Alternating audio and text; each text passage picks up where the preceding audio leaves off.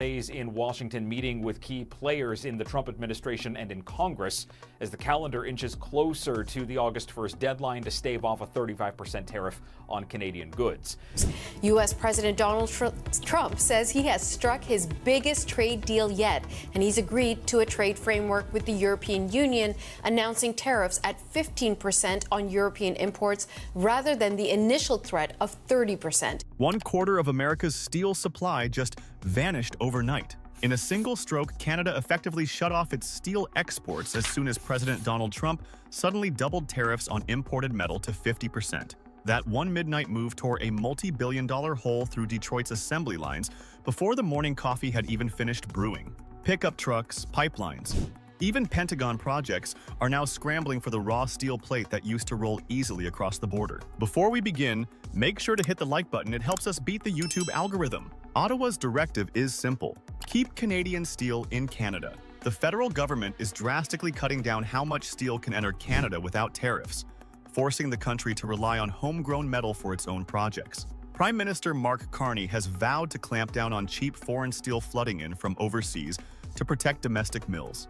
Every coil of steel that Canada hoards for itself feeds its own billion-dollar green energy plans and future jobs north of the Great Lakes. But with each ton kept back, this trade war shifts into a higher gear, threatening to sling Washington's own protectionist shield right back toward Main Street, USA.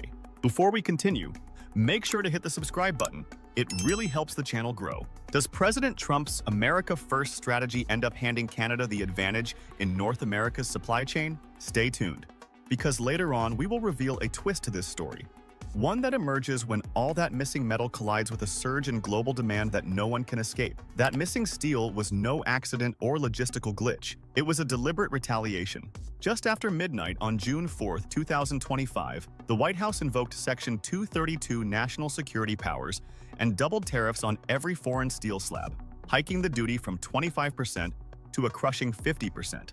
Canadian mills crunched the numbers and saw nothing but red ink. On the very day Trump's 50% tariff kicked in, major producers like Algoma Steel halted all rail shipments bound for Michigan. One executive bluntly called it an act of self-defense until Ottawa could confront Washington. Ottawa's answer arrived in mid-July. On July 16, 2025, Prime Minister Carney announced a new tariff rate quota on Canadian steel exports. In simple terms, Canadian steelmakers can ship up to their 2024 volume to the U.S. tariff-free, but any exports above last year's levels now face